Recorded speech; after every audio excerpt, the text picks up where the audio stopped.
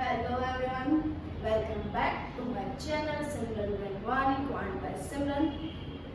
Now today I am at my classroom. As you all know, as I uploaded my last video of inauguration of my classes, that is Think Tank Academy. So now onwards I will welcome you all with the name. Hello everyone, welcome back to my classes Think Tank Academy. Thank you so much for your like, support and with your blessings I have opened this classroom. अब सिर्फ और सिर्फ मुझे आपके प्यार, आपके support की ही ज़रूरत है ताकि जो मैंने यहाँ पर ज़ीरो से स्टार्ट किया है उसको आगे से आगे और जहाँ तक मेरा चाह है, जहाँ तक मेरी इच्छा है कि ये सब तक, क्योंकि एज यू नो कि जो भी कंटेंट मेरी तरफ से होता है, जो भी नॉलेज मेरी तरफ से होती है, दैट इज़ 100% प्योरली स्टडीज़।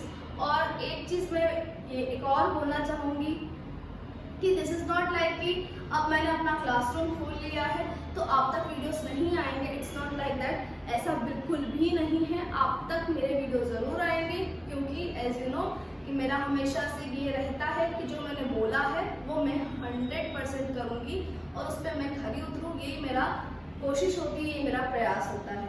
तो आज बहुत खुशी के साथ बहुत दिनों के बाद वीडियो आया है क्योंकि आप सबको भी पता है कि सारी चीज़ें चल रही थी कि किस तरह से क्लासेस की लोकेशन ढूंढना, फिर उन सारी चीज़ों के लिए अरेंजमेंट करना, और अभी भी कहीं ना कहीं चीज़ें चल रही हैं, बहुत सारी चीज़ें अभी भी काम बाकी हैं जो चल रहे हैं। लेकिन आप सबके ट्रस्ट से, आप सबके आशीर्वाद से, मैं ये कहूँगी आप सबकी ब्लेसिंग से मैं सारी चीज़ें अच्छे से कर पाऊँ, ये मेरी आप सबसे विश है, यही मेरी आप सबसे दुआ है।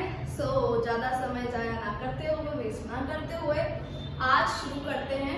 परसेंटेज आई नो पार्टनरशिप का मैंने कहा था कि कुछ इंपॉर्टेंट क्वेश्चंस जो हैं वो मैं करवाऊंगी, लेकिन एक तरह से देखा जाए तो ऑलमोस्ट पूरा चैप्टर कवर हो चुका है।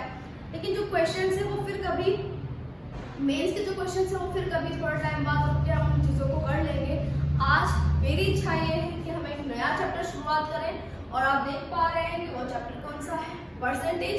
तो शुरू करते हैं परसेंटेज। फर्स्ट ऑफ ऑल, जब भी कोई चैप्टर चालू होता है तो मेरा सवाल ये होता है कि परसेंटेज होता क्या है और परसेंटेज पढ़ते क्यों है। कोई भी चैप्टर पढ़े तो उसके बारे में मुझे पता होना चाहिए कि ये होता क्या है और हम ये पढ़ते क्यों है। तो परसेंटेज क्या होता है? पर और सेंट को अलग, पर और सेंट को अगर अलग कर लिया जाए तो जो पर 100 की वैल्यू जो होती है that is known as percentage. अब पर 100 की वैल्यू, उस चीज को थोड़ा सा समझने की कोशिश करते हैं। पर 100 की वैल्यू का मतलब क्या हुआ? देखो कि परसेंटेज को पर 100 की वैल्यू क्यों कहा गया है, क्योंकि मान लेते हैं जब हमारा एग्जाम वगैरह होता था और फिर हमारा रिजल्ट आता था तो उसमें हमारे जो भी मार्क्स आते थे वो परसेंटेज में आते थे। दैट इज राइट कि अगर मेरे 600 में से 500 मार्क्स आए तो मैं ये नहीं कहती थी कि मेरे 500 परसेंटेज आए। अब मुझे अगर ये निकालना है कि मुझे मेरे कितने परसेंटेज आए तो व्हाट विल आई डू कि 500 मार्क्स आए, इसमें से 600 में से इसकी पर 100 पे वैल्यू क्या है तो इसको मल्टीप्लाई करेंगे किससे? 100 से, तो मुझे पता चलेगा कि मेरे परसेंटेज में, यानी अगर मैं इसको 100 से कंपेयर करूं तो मेरे कितने मार्क्स आए होंगे। तो कुछ नहीं करना है, जस्ट जितनी चीजें हैं उनको कर लेना है। 2 से ही कट रहा है 50 बार, 2 से ही कट रहा है 50 बार, 250 का 3 से डिवाइड कर लेते हैं। 3 8 कितना होता है? 24। 3 3 9 1/3 कर सकते हैं यहाँ पे 83.33%, यानी कि मेरे जो मार्क्स आए हैं दैट इज 83.33%। अब ये परसेंटेज बता क्या रहा है कि अगर मान लो कि ये 600 ना होकर 100 मार्क्स रहे होते तो 100 से अगर कंपेयर करें तो मेरे कितने मार्क्स आए हैं? 83.33। अब परसेंटेज पढ़ते क्यों है उस पर बात करते हैं। परसेंटेज होता क्या है वो मैंने आपको बता दिया, अब परसेंटेज पढ़ते क्यों है उसके बारे में बात करते हैं। देखो, अगर जैसे अभी एक मैंने एग्जांपल लिया, ऐसे बहुत सारे हमारे पास लाइफ में एग्जांपल हैं जहां पर हमारा परसेंटेज यूज होता है। आज की डेट में जो हम हमारा बैंकिंग के लिए करंट अफेयर्स में एक सब्जेक्ट होता है उसमें हम कई बार पढ़ते हैं कि जीडीपी जो है 4 परसेंटेज है या वो परसेंटेज बढ़ गई है, अगर मान लो वो परसेंटेज की जगह पर एक्चुअल डेटा चालू कर देते ना न्यूज़पेपर में कि जो जीडीपी है वो 4,42,73,424 बढ़ी, तो हर एक पर्सन के लिए उसको याद रख पाना बहुत डिफिकल्ट हो जाता है। या फिर मैं यूँ कह लूँ कि जैसे ये मार्क्स वाली बात है, मान लेते हैं मैं एक इंटरव्यू देने के लिए गई और उसमें मुझसे पूछा गया कि बताओ आपका जो 10th में था वो रिजल्ट क्या रहा था। अब मैं उनको पूरे पर सब्जेक्ट का अगर मार्क्स बता रही हूँ कि मेरे हिंदी में इतने मार्क्स आए थे, मेरे इंग्लिश में इतने मार्क्स आए थे, मेरे साइंस में इतने मार्क्स आए थे, मेरे एसएस में इतने मार्क्स आए थे, तो कहीं ना कहीं वो सामने वाले को मेरा जजमेंट तुरंत देने में दिक्कत होगी। लेकिन इसी की जगह पर अगर मैंने उन्हें ये कह दिया कि मेरे 83% आए थे, तो वो तुरंत जजमेंट ले सकते हैं कि हाँ कि ये जो कैंडिडेट हमारे सामने खड़ा है या खड़ी है दैट इज गुड, वो जो है एक अच्छा कैंडिडेट है, वो एक अच्छी स्टडीज किया हुआ है, उसका जो परसेंटेज है वो बहुत अच्छा है, उसके मार्क्स जो रहे होंगे वो बहुत अच्छे रहे होंगे, वो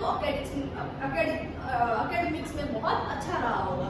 इसी की जगह पे अगर मैं उन्हें कह दूं कि मेरे 40% मार्क्स थे, तो वो देख के ही वो जो डेटा सुनते ही पता लग जाएगा उन्हें कि नहीं, ये जो सामने वाला कैंडिडेट है उसके एकेडमिक्स जो है वो अच्छे नहीं रहे होंगे।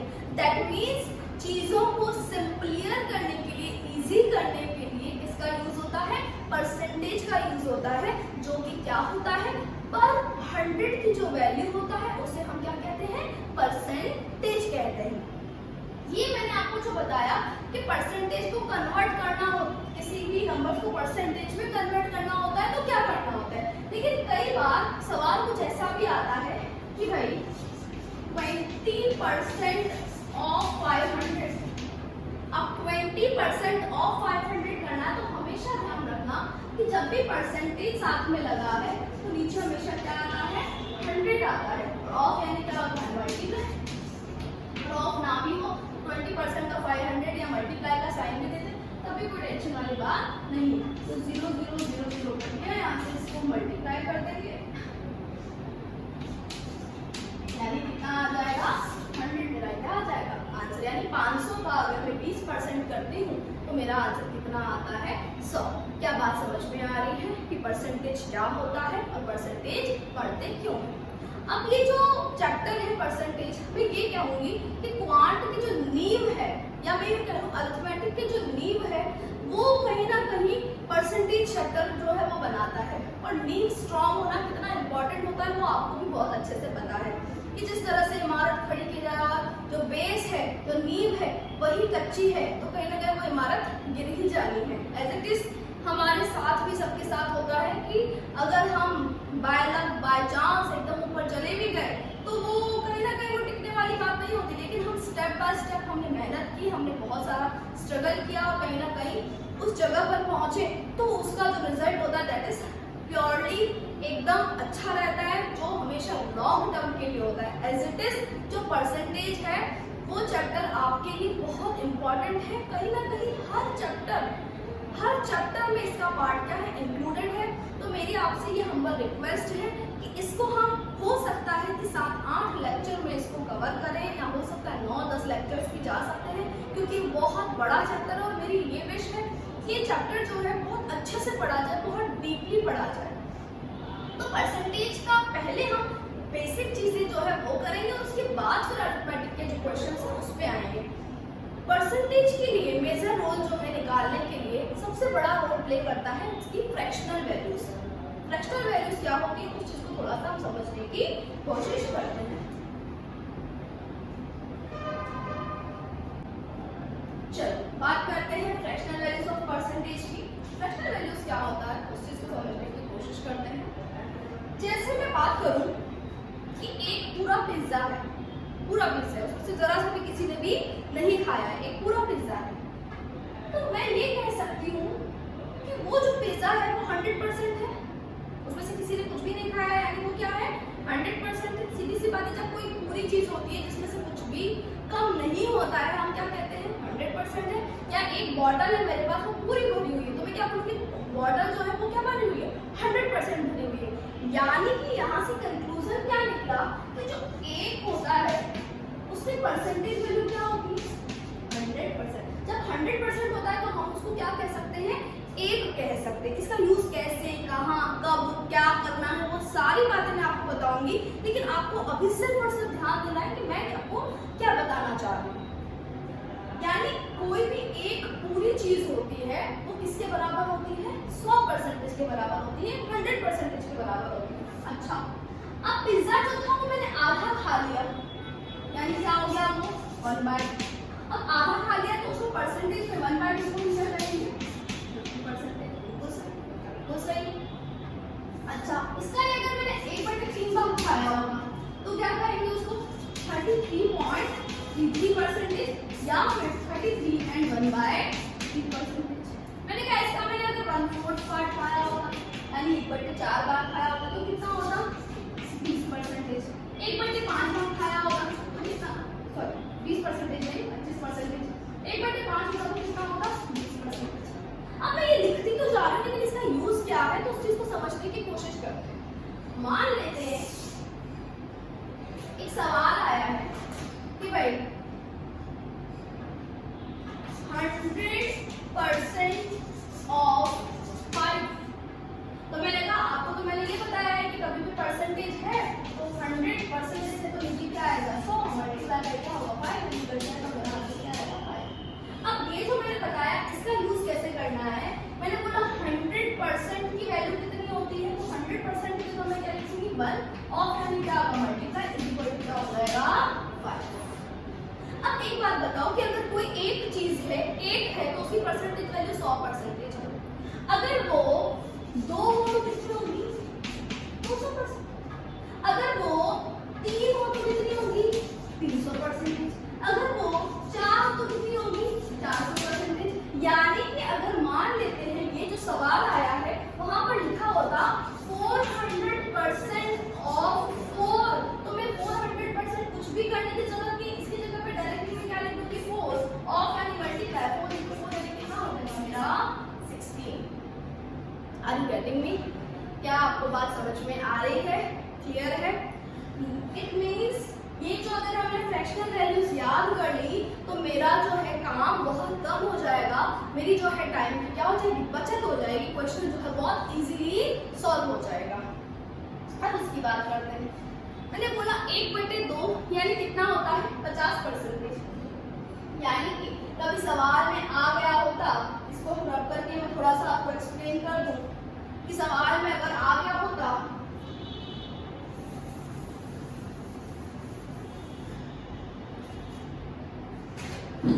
कि 50% ऑफ 400 तो 50% ऑफ 400 तो 50% मुझे करने की कोई भी जरूरत नहीं। 50% की जगह मैं डायरेक्टली क्या लिख सकती हूँ 1/2 मल्टीप्लाई बाय क्या हो जाएगा 400। 2 से काट देंगे 2 से 4 कितना आ जाएगा मेरा आंसर 2।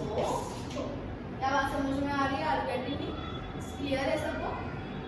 अब बात करते हैं कि 50% की बात होगा। जैसे मैंने इसमें आपको आगे बताया, तो अब इसमें जो टेबल है वो कैसे चलेगी? मैंने कहा 1/2 की परसेंटेज वैल्यू कितनी है 50%। अगर 100% हो जाएगा तो इसमें क्या हो जाएगा 2 गुना यानी 2/2 2/2 तो यानी कितना होता है 1 यानी कितना होगा 100%। ये ऑलरेडी हमको पता ही है। मैंने कहा अगर यहाँ पर 3/2 हो 3/2 हो यानी कि पहले 1/2 था फिर 2/2 था अब 3/2 यानी कि जो 2 के बेस में है वो किसकी टेबल चलती है 50 की टेबल चलती है। 50 की टेबल चलती है तो 50 100 अब क्या आएगा 150 यानी कभी भी अगर 150% है तो कितना हो जाएगा 3/2। अब 200% को लिखने की जरूरत नहीं क्योंकि ऑलरेडी हम लिख चुके हैं। लेकिन अगर यहाँ पर 250% है, अब आप खुद सोचो कि 250% है तो 50 की टेबल अगर मैं बोलती हूँ तो 250 कितने बार में आता है तो 5 टाइम में आता है। तो इसकी वैल्यू क्या हो जाएगी 5/2। क्या बात समझ में आ रही है? अगर यहाँ पर 350% है तो 50 की टेबल चलती है 50 की टेबल चलती है तो क्या हो जाएगा 7/2। अगर 450% है तो 50 की टेबल चलती है कितना हो जाएगा 9/2। आई होप आप लोग को बात समझ में आ रही है। यानी कि यहाँ पर एक फ्रैक्शन वैल्यू याद रखने से बाकी सब अपने आप याद हो जाते हैं, याद नहीं समझना पड़ता है।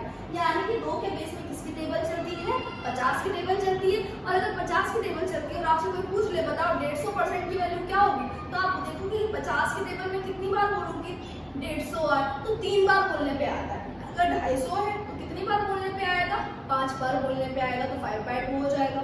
अगर 350% है तो 50 की टेबल कितनी बार बोले, 7 टाइम बोले तो 7/2 हो जाएगा।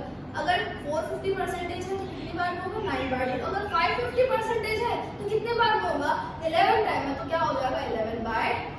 आई होप आप लोग को ये बात समझ में आई होगी।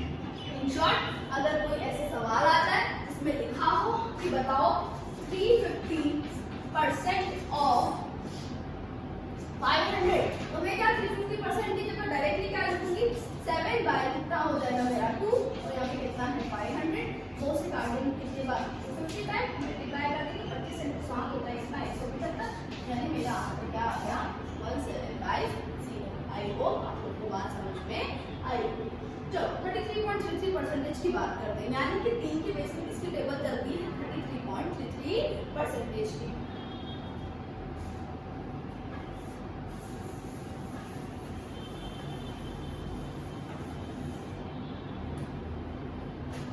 यानी कभी भी किसी क्वेश्चन में लिखा हो कि 33.33% ऑफ 300, तो मुझे इसका कुछ भी करने की कोई जरूरत नहीं, डायरेक्टली मैं क्या कर दूंगी 1/3 मल्टीप्लाई बाय 300, यानी मेरा आंसर कितना आ गया। सो 33 1/3 हो उसका मतलब भी सेम ही होता है, दोनों में कोई फर्क नहीं है। अब यानी कि 3 के बेस में किसकी टेबल चलती है 33.33 की, तो 33.33 का अगर मैं डबल करूं तो कितना होता है 66.66, यानी अगर 66.66% लिखा हुआ है तो यहाँ 1/3 है, तो यहाँ कितना हो जाएगा 2/, आगे वाला नहीं होगा क्योंकि वो कितना हो जाएगा पूरा 100% हो जाता है, इसीलिए इतना ही यहाँ पर हमें करना है। यानी कि मुझे याद रखना है कि 3 के बेस में किसकी टेबल चलती है 33.33, अगर इसको फ्रैक्शनल वैल्यू में लिखें तो 66 कितना होता है 2/3%, इसका भी वैल्यू क्या रहेगी 2/3। समझ में आ रहा है। अगले पॉइंट के बाद वाला सिस्टम क्या है क्या नहीं वो भी मैं आपको एक्सप्लेन करूंगी, पहले अभी सिर्फ हम फ्रैक्शनल वैल्यूज क्या क्या होती है सिर्फ उसकी ही हम बात कर रहे हैं। चलो अब बात कर लेते हैं 1/4 की। 1/4 की परसेंटेज वैल्यू मैंने क्या बताई 25%, यानी कि कभी भी आपका कोई सवाल ऐसा आता है 25% ऑफ 400, तो आप 25% की जगह डायरेक्ट क्या लिखेंगे 1/4 मल्टीप्लाई बाय कितना आपका, सो यानी कि 25% की जगह हमेशा क्या आता है 1/4। अब इससे कंक्लूजन क्या निकला कि 4 के बेस में किसकी टेबल चलती है 25 की टेबल चलती है। अगर 25 की टेबल चलती है तो अगर मैंने ये कहा कि बताओ 75% जो है उसकी फ्रैक्शनल वैल्यू क्या होगी 75%। अब सोचो कि 25 की टेबल में 75 कितनी बार में आता है, तो मुझे याद है कि कितनी बार में आता है 3 बार में आता है, और 3 बार में आता है तो उसकी फ्रैक्शनल वैल्यू क्या हो जाएगी 3/4। और अभी इसकी बात करूं कि मैंने 25% जो है उसकी टेबल 125 मैंने यहाँ पे लिखा 125%, अब 125% की टेबल में कितनी बार में आता है तो 5 बार में आता है, तो कितना हो जाएगा 5/4। आई होप आप लोग को ये बात समझ में आई होगी। चलो बात करते हैं नेक्स्ट 1/5 की। 1/5 का परसेंटेज वैल्यू कितनी होगी 20%, यानी कि कभी भी कोई सवाल आता है जैसे अभी थोड़े टाइम पहले मैंने लिखा तो 20% और मान लेते हैं यहाँ पे लिखा हो 500, तो मेरे को 20% कितनी बचेगा 1/5 यानी 5 के बेस में किसकी टेबल चलती है 20 की, तो 20 की टेबल चलती है तो मुझे बताओ 40% होगा उसकी वैल्यू क्या होगी, तो 5 की टेबल 5 के बेस में अगर 20 की टेबल चलती है तो 20 की टेबल में 40 कितनी बार में आता है 2 बार में, तो क्या आंसर आ जाएगा 2/5। अगर 60% हो तो कितना आ जाएगा 3/5, अगर 80% हो तो आंसर कितना आ जाएगा 4/5, अगर 100% है तो भाई तो सोचो 5/5 और 5/5 का मतलब क्या होता है 1। In short same to same आप लोग को कहीं पर कोई कंफ्यूजन नहीं होगा। अगर 120% हो तो 6/5, 140% हो तो 7/5, 160% हो तो 8/5, 180% हो तो 9/5। आई होप आप लोग को ये बात समझ में आई होगी। अभी तक मैंने सिर्फ 5 केस लिए हैं, आपको उसका स्क्रीनशॉट लेना है, लिखना है, जैसी आपकी इच्छा है आप कर सकते हैं।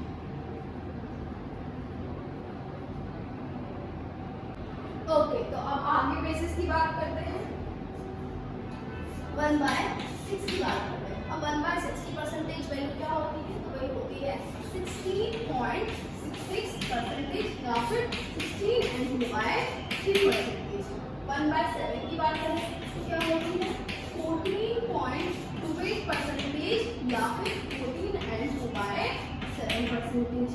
1/8 की बात करें तो कितनी होगी 12.5% या फिर 12/2%। 1/9 की बात करें तो क्या होती है 11.11% या फिर 11/9%। 1/10 की बात करूँ तो कितना 10%। एक और मैं यहाँ पर साथ में लिख देती हूँ। 1/11 की बात करते हैं तो क्या होगी 9.09% या फिर 9/11%। और 1/12 की बात करें तो होती है कितनी 8.33% या फिर 8/1/3%। फिलहाल के लिए हम इतने ही बेसिस की बात करेंगे, और भी बेसिस जो जरूरत है या जैसे भी हो सकता है मैं आपको बताती हूँ, लेकिन फिलहाल के लिए इतने ही बेसिस की हम बात करेंगे आज के लेक्चर में। चलो 1/6 के लिए मैंने बताया क्या होता है 16.66%। अब मैं ये बोलूंगी कि कभी भी 16.66% दिख जाता है तो आपको कुछ नहीं करना है, डायरेक्टली क्या कर लेना है 1/6 लिख देना है उसके प्लेस पे। अब इसके आगे की जो है ना मुझे 2/6 याद रखने की जरूरत है, ना मुझे 3/6 याद रखने की जरूरत है, ना मुझे 4/6 याद रखने की जरूरत है, लेकिन मुझे 5/6 याद रखने की जरूरत है। मैंने कहा ऐसा क्यों, तो बात देखते 2/6 कट जाए तो क्या हो जाएगा 1/3, और 1/3 का आपको पता ही है। 3/6 काट देंगे तो कितना आएगा 1/2, 1/2 आपको बताइए 50%। मैंने कहा 4/6 काट दूंगी कितना आता है 2/3, 2/3 मैंने बताया 16.6, लेकिन 5/6 जो है वो नहीं कटेगा, उसका मुझे एक याद रख लेना है क्या होता है 5/6 थी, मैं यहाँ पर लिख देती हूँ 5/6 का क्या होता है 83.33% या फिर 83/1/3%। आप लोग ऑब्जर्व कर पा रहे होंगे जहाँ पर भी 0.33 आ रहा है उसको फ्रैक्शन में 1/3 लिख रहे हैं, और जहाँ भी 66 आ रहा है वहाँ 2/3 लिख रहे हैं। थोड़ी थोड़ी चीजें हमें खुद से भी ऑब्जर्व करनी चाहिए, देखनी चाहिए कि क्या हो रहा है और क्या नहीं हो रहा है।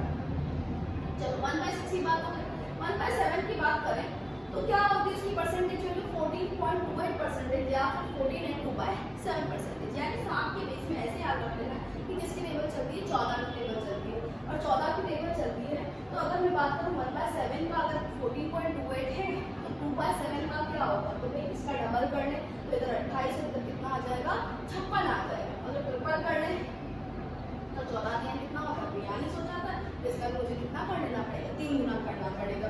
इन शॉर्ट अगर मुझे आगे से आगे जाना है तो कैसे करना पड़ेगा वो मैंने बताया, मैं कन्वर्जन सिखाऊंगी, लेकिन अभी सिर्फ कैसे कन्वर्ट करते हैं, परसेंटेज से फ्रैक्शन में कैसे जाते हैं, फ्रैक्शन से परसेंटेज में कैसे जाते हैं, उन सारी चीज़ों को बहुत डीपली बताऊंगी। लेकिन अभी जो मैं सिर्फ बात कर रही हूँ कि जो बेसिस है वो परसेंटेज कैसे बन रहे हैं, क्या क्या परसेंटेज वैल्यू होती है, किसका परसेंटेज की क्या फ्रैक्शन वैल्यू, सिर्फ उसको भी कोरिलेट आपको करवा लूँ ताकि आपका इंट्रोडक्शन हो जाए। देखो अब जब भी हम किसी नए पर्सन से मिलते हैं तो उसका इंट्रोडक्शन हो जाता है, पता लग जाता है कि हाँ भाई ये है, फिर उससे और गहराई में बात करने में मजा आता है। मैं पहले से उसके बारे में गहराई में बात करती जाऊँ लेकिन आप उसके बारे में कुछ जानते ही नहीं हो तो आपको लगता है कि क्या बोल रही है, ठीक है। तो एज इट इज अभी मुझे जरूरत है किसकी, पहले आपको एक इंट्रोडक्शन टाइप का दे दे ताकि फिर थोड़ी डेप्थ में जब बात हो तो आपको समझ में आ पाए, ठीक है। 1/8 के लिए क्या होता है 12.5%, यानी 8 के बेस पे किसकी टेबल चलती है 12.5 के 0.5 इसलिए 1/2 आया है, इतनी नॉलेज हम सबको है। यानी कि 1/8 के बेस पे 12.5 की टेबल चलती है तो 12.5 की टेबल अगर मैं डबल करूँ तो कितना होता है 25, और 25% यानी क्या होगा 2/8, और 2/8 को अगर मैं काट दूँ तो कितना होता है 1/2।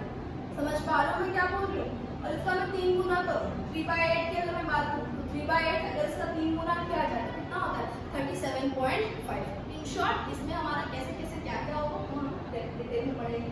1/9 9 के बेस में ऐसे आप रख लेना है 11 की टेबल चलती है, 11 के बेस में किसकी टेबल चलती है 9 की टेबल चलती है, यानी अगर 2/9 होता तो यहाँ पर 22.22 होता, अगर यहाँ पे 4/9 होता तो 44.44 होता, अगर यहाँ 5/9 होता तो यहाँ 55.55 होता।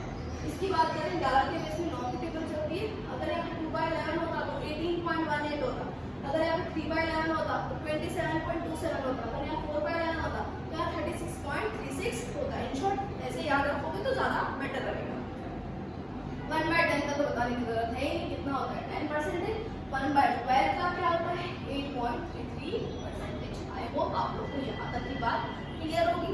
मेरी आपसे ये रिक्वेस्ट है कि कल यहाँ पर से जब भी मैं दूसरा लेक्चर अपलोड करूँ तो आपको ये जितना मैंने बताया है वो याद होना चाहिए। 1 से लेके 12 तक के जो परसेंटेज और फ्रैक्शन वैल्यू है वो पता होनी चाहिए। मैं एक बार फिर से रिपीट कर देती हूँ ताकि आप लोगों को बात समझ में आए। 1 के लिए क्या होगी 100%, 1/2 के लिए कितनी होगी 50, 1/3 के लिए क्या होगी 33.33, 1/4 के लिए क्या होगी 25%, 1/5 के लिए क्या होगी 20%, 1/6 के लिए क्या होगी 16.66%, 1/7 के लिए क्या होगी 14.28%, 1/8 के लिए 12.5, 1/9 के लिए 11.11, 1/10 के लिए 10%, 1/11 के लिए 9.09, 1/12 के लिए 8.33। आई होप आप लोग ने जितना आज पढ़ा है वो आपको समझ में आया होगा। और मेरी आपसे रिक्वेस्ट ऑर्डर जो समझना है, जो सीरियस है वो लोग समझेंगे। कितने बेसिस आपको याद करके आने हैं। दूसरी बात ये, मैं आप सबसे रिक्वेस्ट करूंगी कि आप लोग जितना ज़्यादा हो सके इस चैनल को सब्सक्राइब करें, लोगों तक पहुंचाएं, शेयर करें, क्योंकि अब ये एक न्यू क्लासेस स्टार्ट की है तो अब उसको आगे ले जाना कहीं ना कहीं उसमें आप लोगों का बहुत बड़ा पार्ट है। So please please please support me. Thank you so much.